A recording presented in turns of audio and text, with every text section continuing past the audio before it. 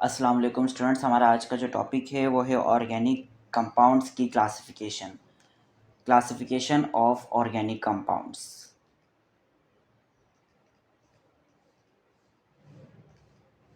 Organic compounds की classification मतलब उनको किस तरीके से ग्रुप में डिवाइड किया गया है, उनकी ग्रुपिंग किस तरीके से की गई है, वो किस तरह ब्रांचेस में सेट किए गए हैं, उन सारी चीज़ों को हम आज की वीडियो में डिस्कस करेंगे। इसकी जो ओवरऑल ब्रांच है ऑर्गेनिक कंपाउंड्स की, वो दो अहम ब्रांचेस हैं, दो अहम हमारे पास क्लासिफिकेशंस हैं, एक ओपन चेन और एक क्लोज चेन।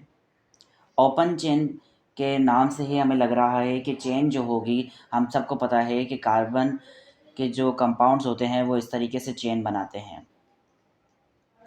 Like this.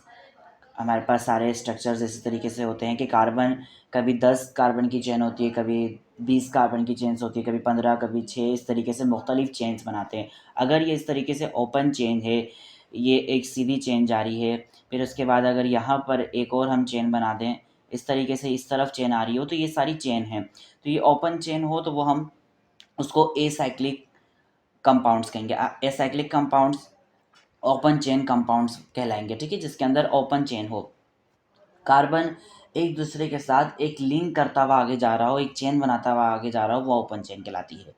दूसरी हमारे पास जो ब्रांच है वो क्लोज चेन है। उसके अलावा स्टूडेंट्स, ओपन चेन और क्लोज चेन को अगर हम और ज़्यादा मॉडिफाई करें तो फिर ये हीट्रोसाइक्लिक होमोसाइक्लिक कंपाउंड्स में जो है डिवाइड किया गया, और यहाँ पे कार्बन कंटेनिंग चेन के अंदर डिवाइड किया गया। इसको हम सबको डिटेल से डिस्कस करेंगे। क्लोज चेन की बात करें तो क्लोज चेन इस तरीके से होती है कि अगर ये कार्बन है, वो यहाँ जुड़ा हुआ हो, फिर इस तरह यहाँ जुड़ा हुआ हो, इस तरीके से कार्बन हमारे पास चेन बनाए हुए हो, यहाँ भी एक कार्बन हो, तो ये हमारे पास टोटल 6 कार्बन्स हो गए। और इस तरह ये एक रिंग बनाए हुए हैं, इसको हम कहते हैं रिंग।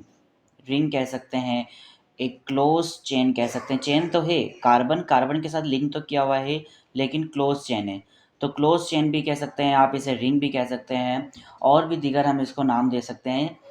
क्लोज चेन जो है वो हमारे पास स्टूडेंट साइक्लिक कंपाउंड्स कहलाती है। वो हमारे पास साइक्लिक कंपाउंड्स कहलाती है क्योंकि ये एक साइक्लिक चेन बनाई है इसने, तो हम इसको साइक्लिक कंपाउंड्स कहते हैं। इसको हम साइक्लिक कहते हैं और इसको हम एसाइक्लिक कहते हैं, जो ओपन चेन है। चेन जब ओपन हो जाएगी तो एसाइक्लिक, और अगर क्लोज हो जाएगी तो साइक्लिक। उसके बाद ओपन चेन को जिस ब्रांच के अंदर रखा गया, जिस तरह उसको डिवाइड किया गया, वो कार्बन कंटेनिंग चेन है। वो चेन जो ओपन हो लेकिन उसके अंदर क्या मौजूद हो, कार्बन मौजूद हो, उसको हम एलिफेटिक कहते हैं। हम इसकी एग्जांपल देख लेते हैं, जैसे कि मीथेन। बेसिक लेवल पर 9-10 के स्टैंडर्ड्स में ये चीज़ पढ़ाई जाती है। मीथेन, ईथेन, प्रोपेन, इस तरह के जो हमारे पास, अब इनके स्ट्रक्चर्स अगर देखें तो मीथेन का स्ट्रक्चर सिंपल 1 कार्बन और 4 हाइड्रोजन्स पर होता है। ईथेन का स्ट्रक्चर 2 कार्बन्स और 6 हाइड्रोजन्स पर मुश्तमिल होता है। और प्रोपेन का जो स्ट्रक्चर होता है वो हमारे पास 3 कार्बन्स और 8 हाइड्रोजन्स पर मुश्तमिल होता है। तो इस तरीके से अगर आप यहाँ देखें तो कार्बन ही मौजूद है, कार्बन ही की चैन मौजूद है। यहाँ पर अगर हम कहते हैं कार्बन कार्बन, इस तरह कार्बन की एक चेन बना देते हैं, मिसाल के तौर पर 1 2 3 4 5 6 कार्बन की चेन है ये, और एक में यहाँ एक और कार्बन जोड़ देता हूँ, इसको हम कहते हैं ब्रांच। यहाँ हमने ब्रांच जोड़ दी, मिसाल के तौर पर CH3 है, ये भी CH3 होगा, यहाँ CH2 आएगा। इस तरीके से हमारे पास हाइड्रोजन को हम बैलेंस करते हैं। कार्बन के 4 बॉन्ड्स होते हैं। मैंने ऑर्गेनिक कंपाउंड्स के हवाले से एक और वीडियो भी बनाई हुई है, उसका लिंक मैं आपको डिस्क्रिप्शन में दे दूँगा। इनकी IUPAC वगैरह के अल्केन अल्कीन अल्काइन के हवाले से भी और फंक्शनल ग्रुप के हवाले से भी वीडियो बनाई हुई है, उन सब चीज़ों का लिंक डिस्क्रिप्शन में दे दूँगा। उससे भी हम देख सकते हैं कि कार्बन किस तरीके से कंपाउंड्स बनाते हैं। अब कार्बन की जो ब्रांच लगी हुई भी हो, लेकिन कार्बन की चेन में सिर्फ़ और सिर्फ़ हमें कार्बन नज़र आ रहा हो, और अगर कोई दूसरा एलिमेंट हो भी तो वो हमारे पास कार्बन से हट के ना हो, जैसे हाइड्रोजन हो, कोई दूसरा अदर एलिमेंट भी हो, तो वो एज़ अ ब्रांच के तौर पे, एज़ अ सब्स्टिट्यूएंट के तौर पे लगा हुआ हो, क्लोरीन वगैरह या XYZ कोई और एलिमेंट। लेकिन मेन जो हमारे पास कार्बन हो, जो मेन हमारे पास चेन जिसके ऊपर बेस करती हो, वो हमारे पास कार्बन होना चाहिए। इस पूरे चेन के अंदर आपको कार्बन ही नज़र आएगा, तो ये आपके पास कार्बन कंटेनिंग चेन कहलाएगी। और ये चूँकि ओपन चेन है और कार्बन ही होगा, तो हम इसको एलिफेटिक कहेंगे। एलिफेटिक ओपन चेन और विद एनी ब्रांच इस कॉल्ड एलिफेटिक। एलिफेटिक हमारे पास वही है कि ओपन चेन हो और उसके साथ कोई भी ब्रांच लगी हुई हो, लेकिन याद रहे कि वो कार्बन कंटेनिंग होनी चाहिए, उसमें मेन जो एलिमेंट हो वो कार्बन हो। तो ये एसाइक्लिक के स्ट्रक्चर्स हैं हमारे पास, मीथेन, इथेन, प्रोपेन और भी बहुत सारे होते हैं। दूसरा हमारे पास है क्लोज चेन। क्लोज चेन की दो ब्रांचेज है, एक हेट्रोसाइक्लिक और एक होमोसाइक्लिक। स्टूडेंट्स, होमोसाइक्लिक के नाम से ही आपको समझ में आ रहा है, होमो माने होता है यकसा, एक जैसा, सेम। मैं यहाँ लिख देता हूँ सेम। होमो माने सेम, मतलब अब होमोसाइक्लिक जो भी साइकिल बनेगी, जो भी रिंग बनेगी, उसमें सेम एलिमेंट होगा और वो क्या होगा, कार्बन। होमोसाइक्लिक का मतलब कार्बन रिंग मौजूद होना चाहिए, मतलब ज़्यादातर इसमें भी क्या हो, कार्बन बेस करता हो। हेट्रोसाइक्लिक का मतलब ये है स्टूडेंट्स कि इसके अंदर कार्बन के साथ, विद कार्बन, कार्बन के साथ हमारे पास nitrogen, oxygen, sulphur, phosphorus, E T C, यहाँ मैंने ईटीसी लिख दिया है, बहुत सारे हमारे पास कंपाउंड्स हो सकते हैं। इस तरह के कंपाउंड्स जब हम उसके अंदर जोड़ दें तो फिर वो हेट्रोसाइक्लिक कंपाउंड्स कहलाएगा। हेट्रो माने सेम नहीं है, हेट्रो माने आपके पास डिफरेंट होता है, कि डिफरेंट कंपाउंड्स पाए जाएं तो वो हमारे पास हेट्रोसाइक्लिक कंपाउंड्स कहलाएंगे। स्टूडेंट्स, होमोसाइक्लिक के भी हमारे पास दो टाइप्स हैं, एक तो यहाँ पे एलिसाइक्लिक लिखा हुआ है और दूसरा यहाँ पे एरोमेटिक लिखा हुआ है। एलिसाइक्लिक और एरोमेटिक जो होगा हमारे पास, मैं इसको रब कर देता हूँ ताकि आपको प्रॉपरली समझ में आ जाए चीज़ें। होमोसाइक्लिक का मतलब सेम है और हेट्रोसाइक्लिक का मतलब डिफरेंट है, कार्बन के साथ कोई और एलिमेंट भी जुड़ा हो तो वो हेट्रोसाइक्लिक हो जाएगा। अब यहाँ पर हम देखते हैं कि एलिसाइक्लिक किसे कहेंगे और एरोमेटिक किसे कहेंगे, ये मोस्ट इंपॉर्टेंट चीज़ है।